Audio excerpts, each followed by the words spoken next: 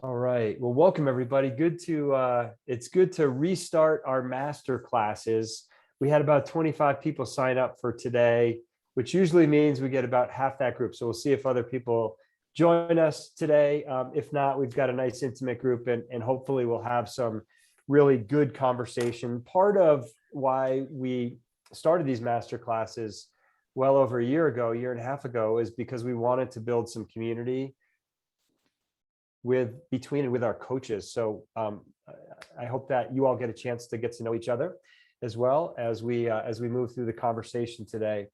And I'll just kind of set up our session for today, and then we'll get started. So we're restarting our master classes. We took the summer off, and we're excited to be back and connecting with our people. It's great to see some familiar faces and meet a few new people as well. We are organizing our master classes into three different types of sessions. Strategic coaching sessions, so sessions that really focus on strategies for coaching and how to become a better coach. Number two, business development. So how do we grow our coaching practices? And then number three, deep dives into Coachmetrix features and functions. So today we're going to focus mostly on that third piece, which is around a Coachmetrix feature that we released earlier this spring called anchoring. And so here's our roadmap today. I just like to open it up and gather your observations about what you're noticing in the marketplace. We've got coaches from all over, so it's always nice to hear what's happening around the country and the world. And then we're going to talk about this new feature, anchoring values, which is related directly to the pulse feedback feature. We'll talk about how to make sure your action plans are synchronized to the anchor values. There's been some support tickets that have come up recently that we wanted to bring to your attention. And then we're going to touch on some best practices around supporters and pulse feedback. So that's where we're headed today. We've got a quick session. We'll wrap up here at 11:45 p.m. and then I'll stick around for any Q&A if people want to hang out a little while. A couple of upcoming master classes to mark on your calendar if you haven't already. October 29th, we're going to have a strategic coaching topic. We're going to talk about the future of work and how you can support your clients in all of the change that we're seeing with hybrid and virtual and future of work type issues that are coming up. We've got a session on November 19th toward the end of the year, November 19th and December 17th. We're going to shift into some business development topics around planning for 2022 and then creating a customer journey for 2022. So you'll see some different types of topics as we move through our masterclass over the next year. So for folks that are new, that haven't seen this, we created Coachmetrix years ago because we started to notice some trends in the marketplace. And the first trend that we started to notice is that when we were coaching and running leadership development programs, when the programs were paper-based, we started to notice that our clients weren't building out plans in enough depth and transparency and accountability that was really going to drive behavioral change. And then we also started noticing this trend where people weren't showing up to sessions or workshops with pens. Like literally, this idea of the digital transformation was starting to happen. And then finally, when our clients would ask us for the data, we always had smiley sheets and coach satisfaction reports, but we never had data on whether people are changing. And so we built Coachmetrix because we needed it in our coaching practice, and we ended up re-architecting it, and now we sell it to other coaches, as you know, as a service. And what we want you to always know is it's made by coaches, it's made for coaches. We love your feedback, we love your input on the product. Help us shape where we take this product in the future. So just a little bit of background if you haven't sort of known about our history a little bit. I'd love to start out with some conversation about what you're noticing in the marketplace. It certainly has been such an interesting year and a half as we've gone through COVID and had this really nice sort of rebound with in the market in June. And now we've got the Delta variant out there impacting our clients in different ways. In your chat box, what are you noticing about the market or clients or sales? What are you noticing in in anything that's happening out there in the marketplace today? Have things turned around? Are you seeing higher, lower requests for work? What are you noticing about what your clients are asking for? Let's maybe hear from a few people and see if we can get a little discussion going about what's happening out there in the marketplace today.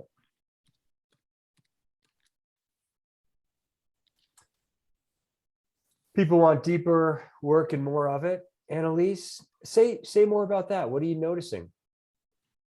I'm noticing that like executive stakeholders are really starting to understand that and seeing it explicitly. Like, we don't just want to pour money into another training program that has medium efficacy and it ends up just being a time suck, but getting much more intrigued by like this idea of like, are we training them for something that our people even have capacity for? You know, like, do they really have the capacity either internally or externally? And then also seeing just like an incredible resonance with adult development theory with stakeholders and how that underlies the coaching process, and really seeing an understanding of, oh, we're not just developing, adults are developing psychologically in the workplace, and we haven't had that recognition thus far. Like, it's kind of all the same, you know, like how they're showing up there versus how they're showing up externally. And just noticing like a hunger for people like let's go deeper. We don't need another feedback training session. Let's understand what are the barriers to giving, what are the fears of feedback, and let's start dealing with the core issues.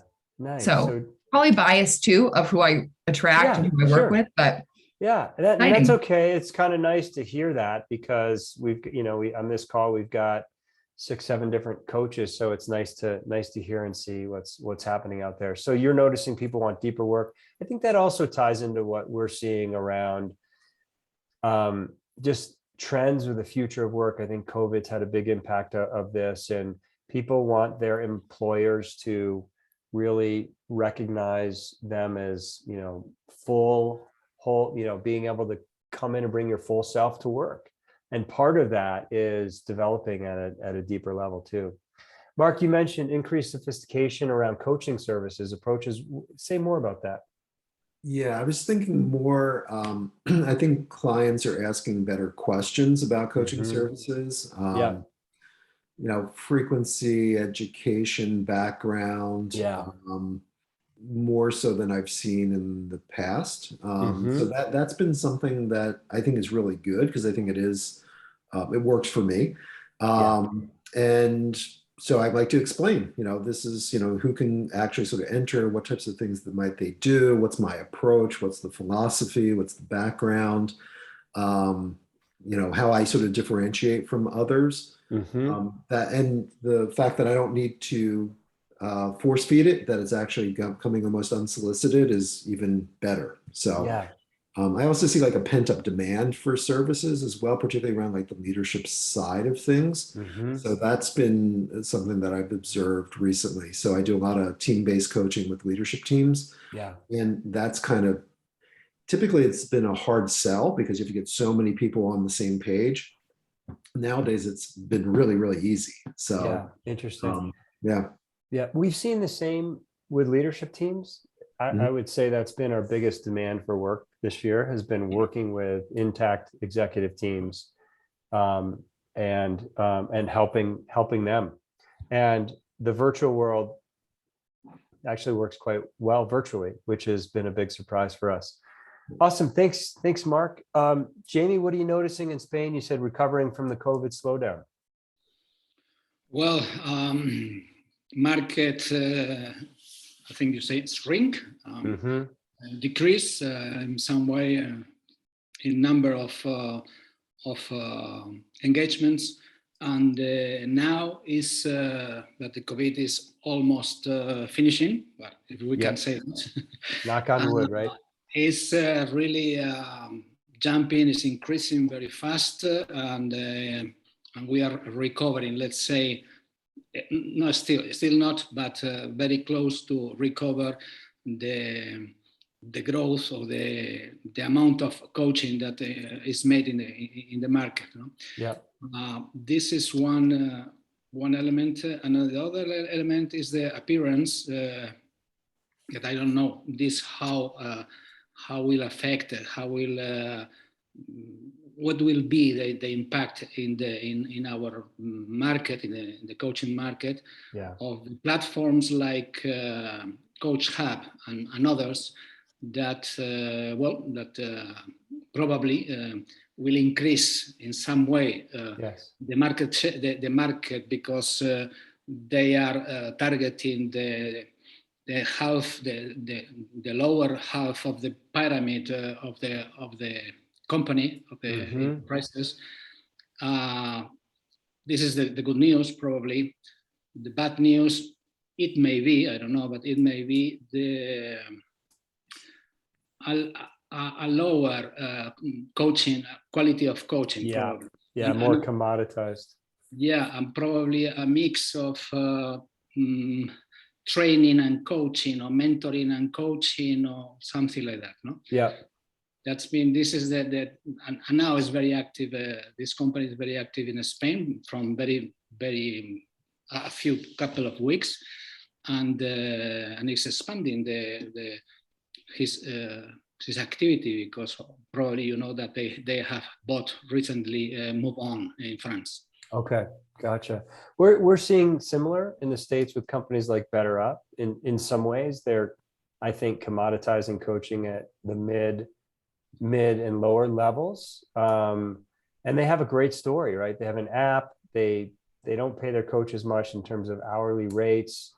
But they've got a great, compelling story. And what I hope is that with a tool like Coachmetrix, you can go to your clients and say, well, we have great coaches. We have a great platform. We can also measure change, and we can also offer, really customized high-end coaching services.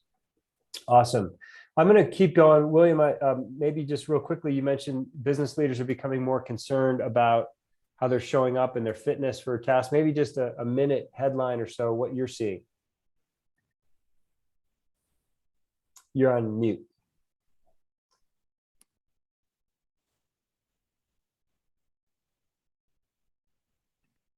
Here, I think I can, Robin can unmute you. There we go. Oh, there you go. Perfect. Okay. All right. I want to echo what Annalise said about more interest in adult development. I think that many business leaders, in some respects, have taken an 18-month vacation. And they've come back to a world that is not the world they left a year and a half ago. And I think there is more interest in retooling, building additional skills, and perhaps building teams and not feeling the need to go it alone, and recognizing that they've got to rely on some outside resources, whether that's a coach, a business coach, or perhaps a CEO peer group, something like that. But it's a different world we live in now, and there's some concern that I got to have different tools in my bag. That's what I'm seeing. Yeah, great. Well, part of what I'm hearing as I step back and listen to all of you is there's a maturity that's happening in the coaching industry that we're seeing. So great. Well, thanks for sharing those insights, folks. It's just nice to kind of ping folks when we get on these calls. Let's get into the main topic that we're here to talk about today. And this is a deep dive into a new feature that we released earlier this year. I think it was early summer or late spring. It's a feature that we call anchoring values. And essentially the feature is before, with our Pulse feedback surveys that used to go out, whatever your scale was, whether it was 1 through 5 or negative through a positive scale, we didn't have any values that were associated to the scale itself. We simply had a thumbs up and a thumbs down. So if you're getting better, people would rate you higher on the scale with a thumbs up. If you're getting worse, they'd rate you lower on the scale. We've now introduced a feature where you can choose a predetermined scale so that people have more clarity of the survey items that they're rating.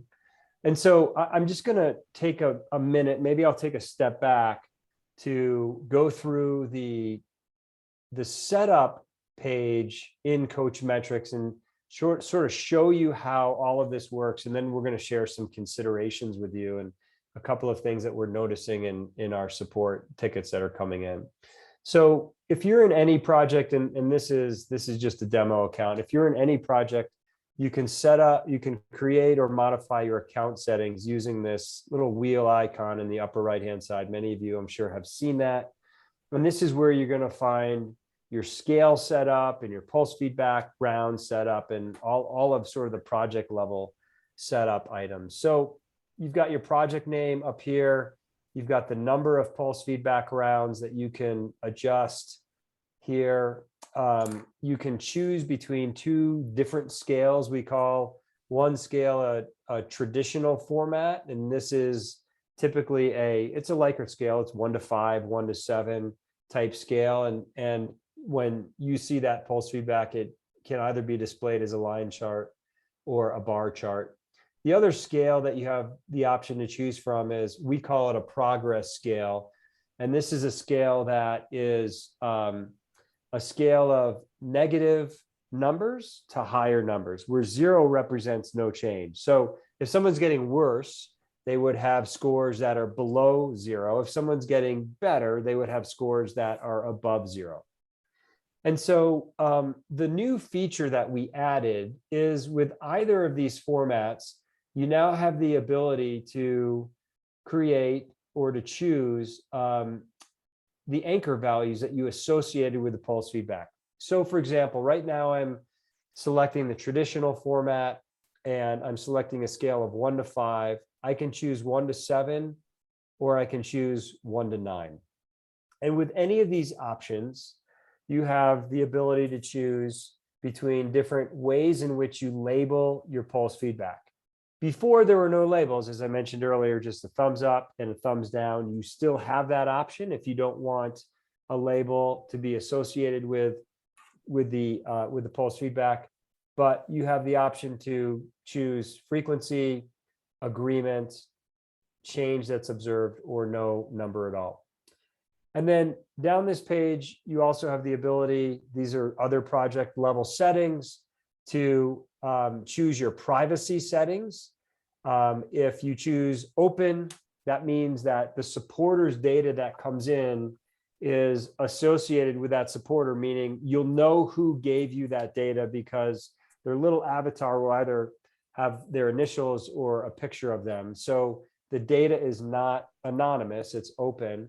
Or if it's partially anonymous, we don't attribute the data that comes in to any specific supporter, so that we're maintaining the anonymity that in some cases is really important to coaches. And then you also have the ability to create feedback reminders. So if you check this box, Coachmetrix will send 3 reminders to supporters and to the participant who haven't completed that round of pulse feedback. So let me pause for a quick second. I'm not sure if people have had a chance to start using these anchor values, but as you look at these anchor values as an overview real quickly, what are your questions, or what comes up for you? I'm just delighted. I'm so happy about this. So just very, very grateful to Robin and you for being so receptive. This is such a game changer for kind of the flexibility of this feature. So thank you. Good. Thanks, Annalise. And I think part of what Annalise is referring to is we've gotten feedback from Annalise and others about building this feature, and it is important. I know, Annalise, I think you've used the 5 behaviors profile. You have. And so Yeah. The 5 behaviors, if you're doing some team coaching, you can also measure team level behaviors. And so a scale like this would align exactly with the 5 behavior scale. Yeah. Samantha. Yes, I want to say thank you for doing this too. I think it's a huge improvement. I'm just launching a survey now, I think for the first time using this. Oh, and in good. the back of my mind, I keep wondering how much this will impact the ratings, because I always see a progression. And now that, people have to stop and think about the behavior shift, and anchoring it with the words, I'm so curious to see if this changes, how the ratings are delivered because it's not a guess. Well, and some people, so a lot of times, if you get the rating error, the halo effect, some people will say, well, I'm never going to rate anybody a 5, right? So they're never going to get a 5 out of me. But now they know what a 5 really means, right? When they're consistently behaving it that way. So I'm just so curious at how this maps out, and based on, past clients, to see if I still see this progression. Usually clients are stuck, between 2 and 3, and then 4, I see a hop up, and then 5 is either pretty much consistent with 4, or it's yet, pretty much all 5s. Right. So I'm just, it's interesting, but I appreciate it, and I think it's high value. Great. Well, let us know how it goes, and if you're noticing any trends, it's always nice to hear about that. Jamie, did you have a comment? Yes, I have a couple of them. The first is a question: what does it mean? I agree, or doesn't agree, or medium agree? What is the meaning of this? Because I understand that there are two ways to measure behavior. Yes. One is frequency, number of times, and the other one is quality, is well, bad, medium, or whatever. No, this is your first and third columns. But what does it mean the second? I don't understand the second. Yeah, the second one. Yeah, it's a great question, and let me just go back. Well, so maybe I'll cover a topic that we were going to cover earlier or later in the conversation, because it's relevant to what you're asking, which is part of what we're noticing now that we've launched this. And Robin, feel free to jump in if I'm not hitting on this exactly right. But part of what we're noticing with some support tickets is it's really important that the behavioral questions or the behavioral survey items that you create in your action plan are aligned to whatever scale that you choose. And so, for example, are you measuring frequency, which would be more of this scale? Are you measuring whether you agree or disagree? So this might be a survey question, Jamie, that would say, Sal has, make something up here. Sal has created a more open environment of communication. Do you agree with that or not? But that might not apply if it's on a frequency scale. So, yeah, does that make sense? Yeah. Yes. So, well, it's a very probably not frequent measure, but you're right. I mean, sometimes this can happen. Yes. And my second one is related, and I am working now on this very much with the difference between skill and behavior. I mean, making the distinction of what is a skill, and I understand that a skill is a combination or a mix of several behaviors. Understanding by behavior what I do and the way I do that. Yeah, I understand that behavior is the more discrete, the lowest way to describe something. For instance, if we work in listening, well, listen is a skill, but there are a lot of maybe 10 or more than 10 behaviors within listening. Yeah. The point is, if the people is measuring skills, what are they looking for? What are they are looking at? Silence, while the other is speaking, thinking in the answer. I mean, there are maybe 10. Yeah. If you don't write exactly the behavior that the coachee is working, the 360 people cannot measure. That's right. What the coachee wants to be measured. And I work I work on that, and in order to work on behaviors, not on skills. For example, all the 360 diagnostic in the market, they are skills. They are not behaviors. Yeah. That's Yeah. me. So I don't know what is the interest of this diagnostic tool. Yeah, I agree. I think we have to really, sometimes we have to guide a client through really creating the right action plan. Oftentimes they don't get down to that behavioral level, or they measure multiple behaviors. So for example, I recently saw a client say something like, Sal is improving his delegation and work-life balance. Well, those are two different things. And so we have to really help our clients get down to the specific behavior that we want to measure.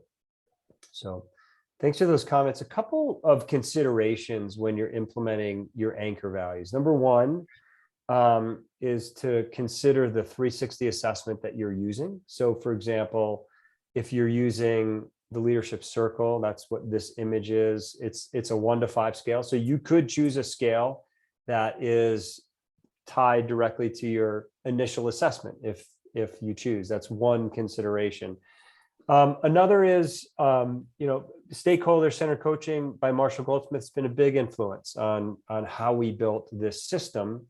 And in stakeholder-centered coaching, they typically use a negative scale to a positive scale, -3 to +3. This is what we use mostly in our coaching as well, not all the time, but that's another consideration, is to think about measuring from a negative to positive, where 0 represents no change, and you're measuring whether people are getting better or not as a result of the coaching. The other consideration is just to use the thumbs up, thumbs down, and not use any anchor at all. So it all depends on your situation. Consider the 360, the assessment that you might be using, or other methodologies you might be incorporating, like the 5 behaviors. If you're measuring team behaviors there, they use more of that frequency scale. A couple of reminders.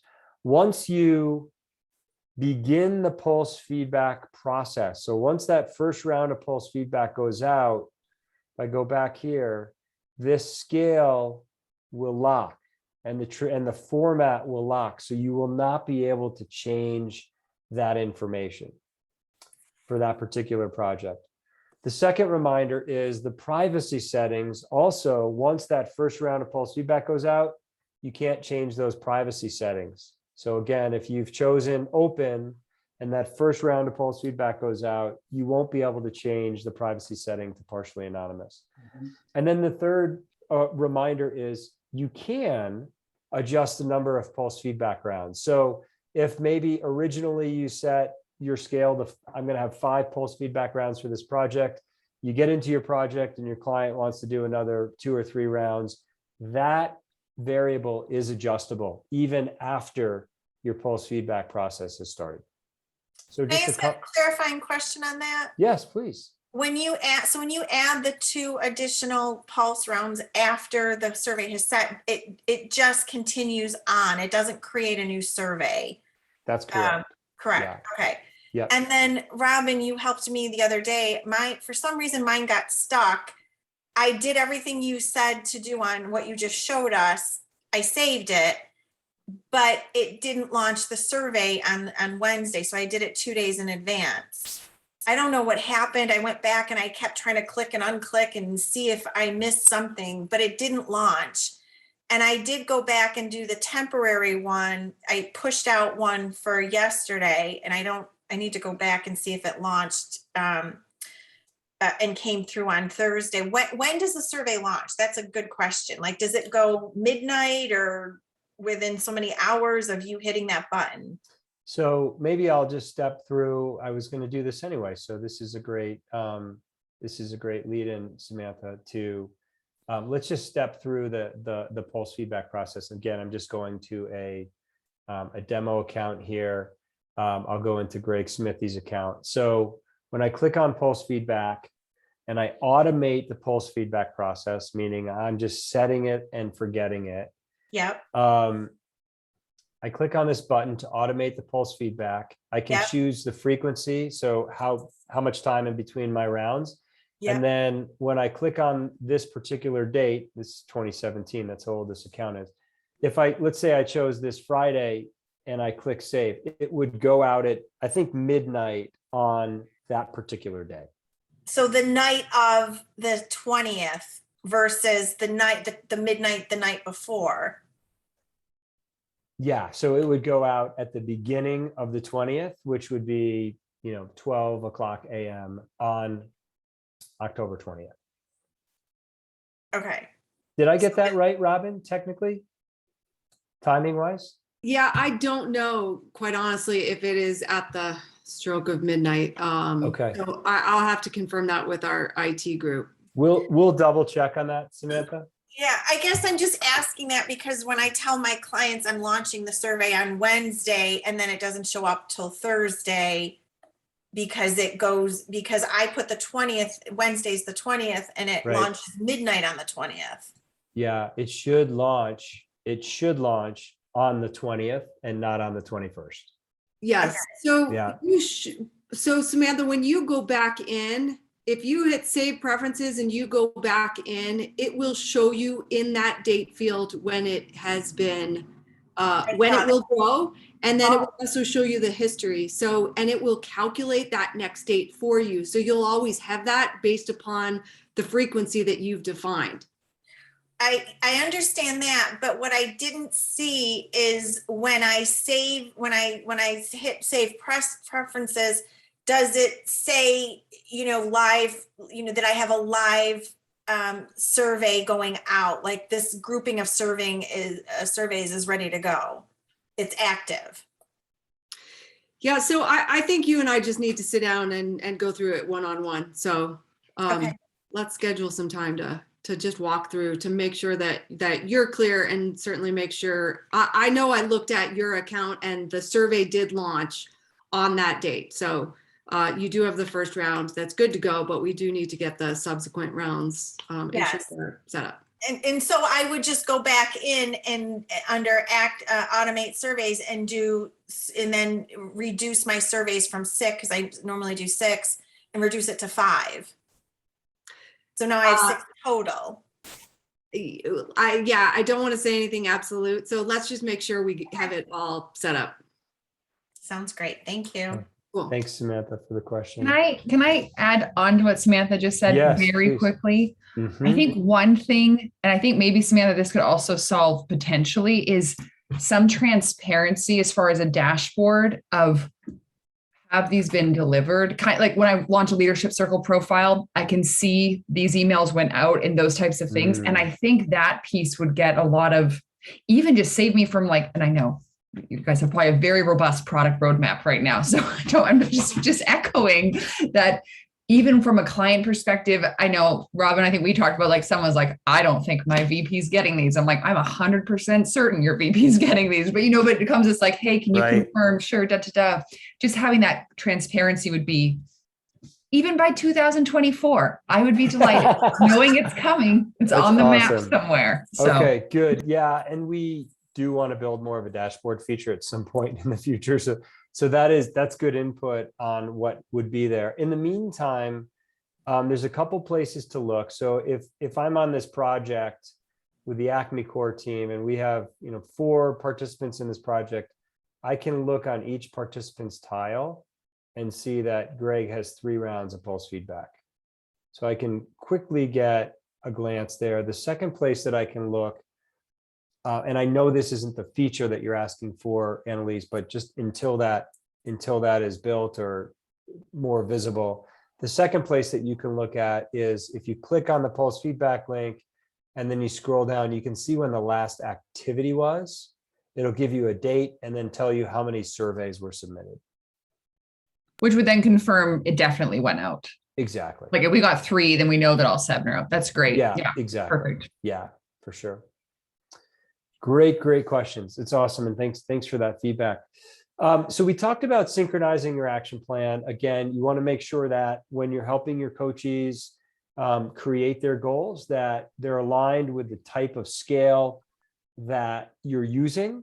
So just keeping that in mind. Again, we've gotten a few support tickets in where the behaviors that we're measuring don't really link up with the scale that's being used, and supporters are confused. The other, Sal, go ahead, Robin. on that, and even better, reinforce with the supporters. Let them know up front what that scale is that you're going to use. And so if they have any questions about, well, I'm not sure exactly how I respond, that gets all cleared up at the beginning before they start responding and then saying, oh, I changed my mind and I'd like to amend my response. The more you can, I don't think you can over communicate with the supporters. I really don't. And if you see the responses and you're thinking it's not exactly what I intended, send them another message and say, hey, on this next round, this, just to clarify, this is the type of response I'm looking for, and this is what these values mean. So there's no question about what the values are and what kind of feedback you're looking for. That's great. I think the value in that too is you're keeping your supporters enrolled and engaged, and you're more likely to see a higher return rate of those surveys. Dale, I'm sorry. I can just add some value to what you're saying, Robin. I literally today just went in and revamped my welcome email to the stakeholder supporters. And I literally did what you did, which is I put the frequency scale in there, which is the one I think I'm going to stick with because I tend to ask about frequency more often. So I think I agree with you. There's value in that, which I've never done before. I've never given it to them that much detail about what they can expect. So I hope that it just creates better value. Yeah, and a couple other ideas along those lines. One way to make that a little bit more repeatable is create a resource. Mm-hmm. So, and maybe is that how you did it, Samantha? I did. I stuck it in collection. Awesome. Yeah. Great. That's perfect. That way it's in the library. You can share that resource with your participants, and then the participants can copy and paste, or they've got that to look at. We've also created a resource on how to create an action plan with sample SMART goals and sample behaviors, so that people have some examples that you can share with them pretty easily. And then they've got clarity on what a full-blown goal or action plan looks like. So that's one way to just make the whole process more repeatable. Create a simple resource in Coachmetrix and then share it with your clients as they need it. And then you could also create another resource to help your clients enroll their supporters. We do the same thing, Samantha, so that they are communicating with their supporters effectively and communicating the scale that they're working with as well. A couple other reminders in part of the way the system works. I mean, if we look at stakeholder-centered coaching, we're focused on both behavior change and perception change. I can go change a behavior today. It's unlikely other people will see that perception, will see that change if I don't do a few things. One, get clear on what I'm working on. Number two, go public, meaning tell people what I'm working on. And then number three, follow up with them on a regular basis.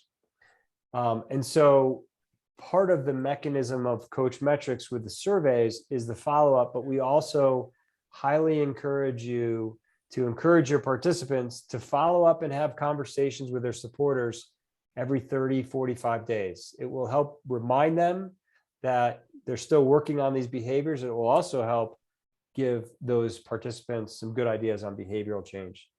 So engage those supporters, those stakeholders, and then you might remember the feedback that comes in through Coachmetrix. We think in terms of feedback and feed forward. So the numerical scores are really about the past. They're the feedback. The open-ended comments are phrased, the way that it's phrased inside the system is ideas and suggestions for the future, which is really feed forward. A couple of other thoughts before we wrap up.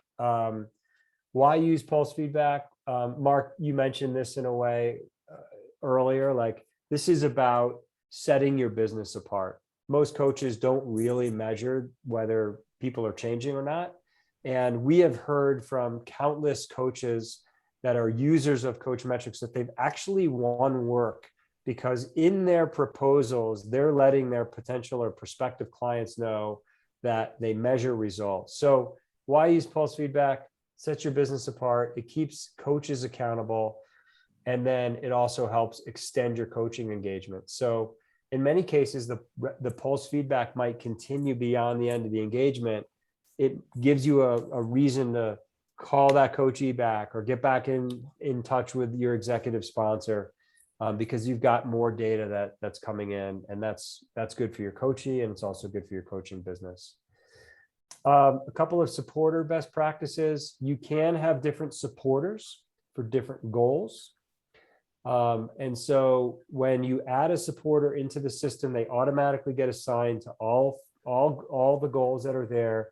You have to go into each goal, edit the goal, and unselect supporters if you don't want certain supporters on different goals. But sometimes a leader might be working on goals that pertain more toward peers or more toward direct reports. You can make those adjustments. Number 2, go public with that action plan and then follow up regularly. So I just wanted to bring a couple of those ideas or thoughts back in the process. Primarily what we wanted to talk about today were those anchor values and aligning your action plan with those anchor values, but it's just as important to get the mechanics of the pulse feedback and the supporters down as well. So we're right at time. I'm going to hang on for a little while if people have questions or you want to talk about anything else related to Coachmetrix. Thank you so much for joining me on this Friday, and I hope that you have a great weekend. Awesome. Mark, any questions on your end?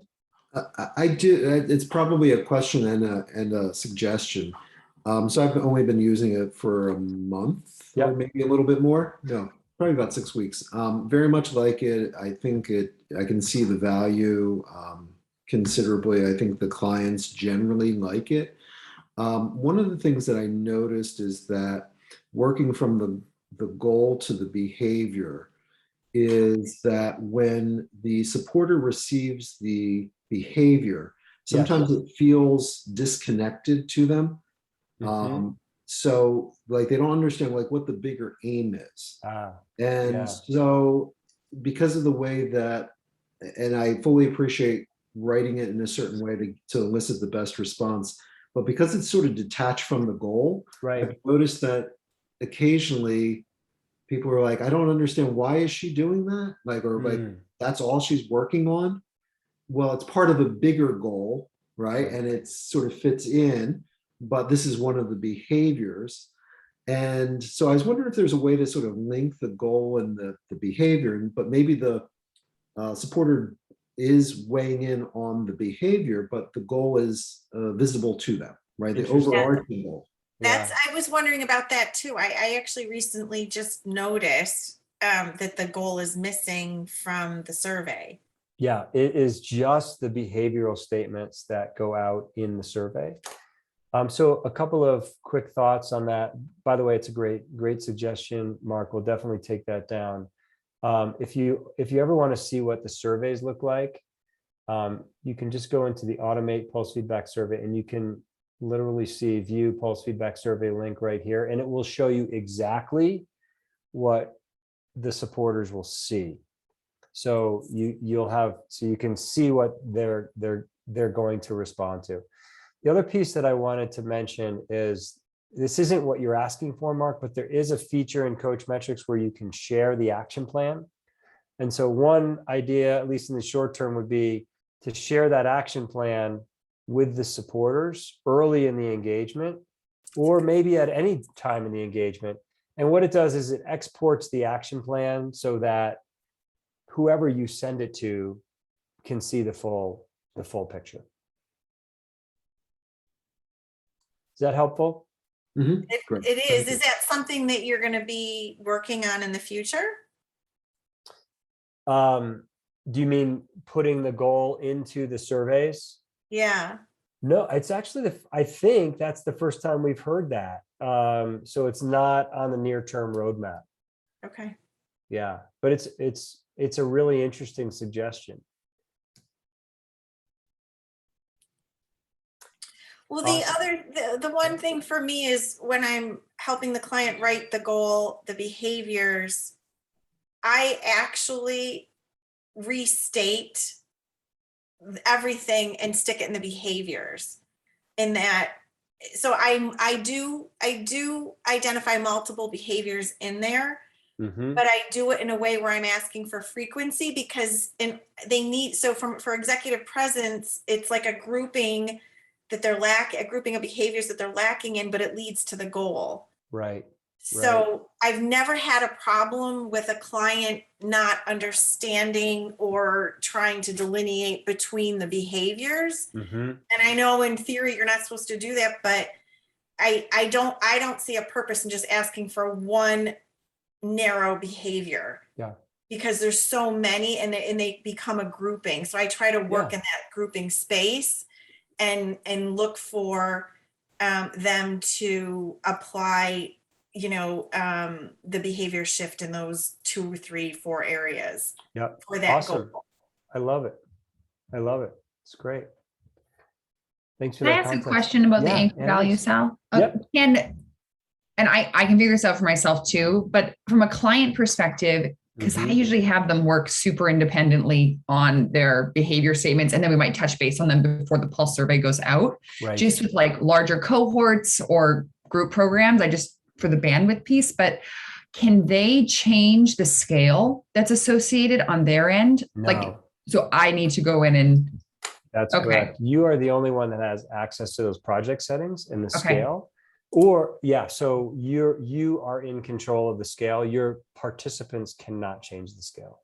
Okay, which is still totally, they could just make it and then I can even see what they come up with and then kind of determine before they launch it. Yeah. That's helpful. Or Thanks. if you've got a cohort like in a leadership development program, you might just let them know ahead of time, like when you're setting up the project, Sure. what the scale is going to be, Yeah. so that they can link that action plan with what the scale looks like.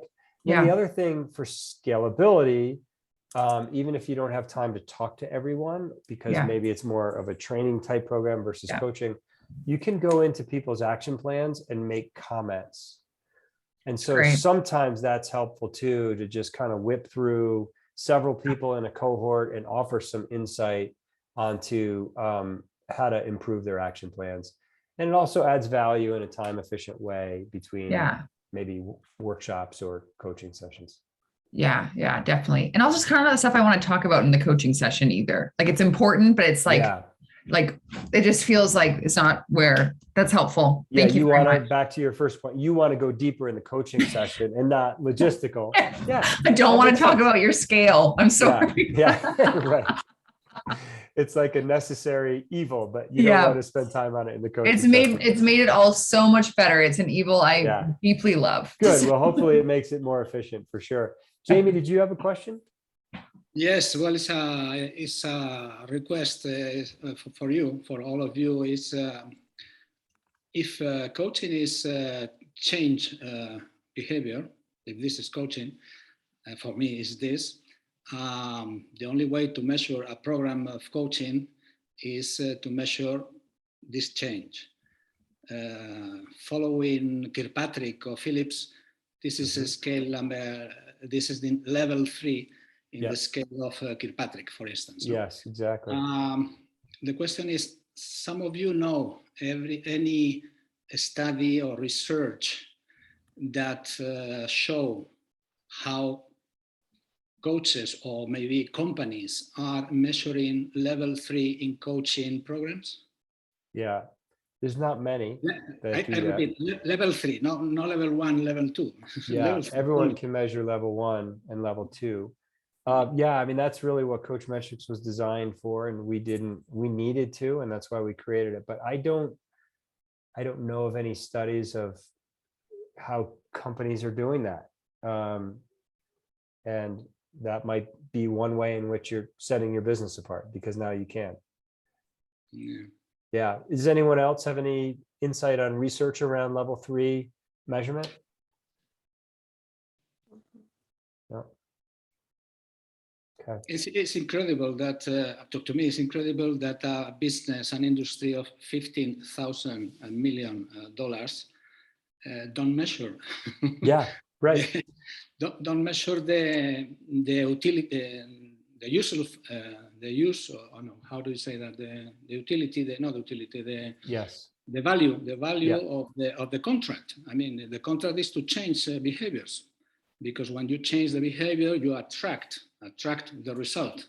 Yes. And if you don't measure behaviors, are you doing coaching, or are you what are you doing? That's exactly right. And that's why we created Coachmetrix. So you're exactly right. Set your business apart, and you'll add more value for your clients and your coachees.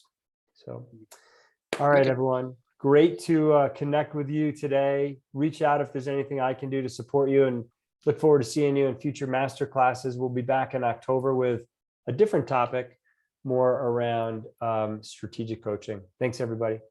Thank you. Appreciate you all. Take care. Bye. Thank you. Bye-bye. Goodbye, everybody.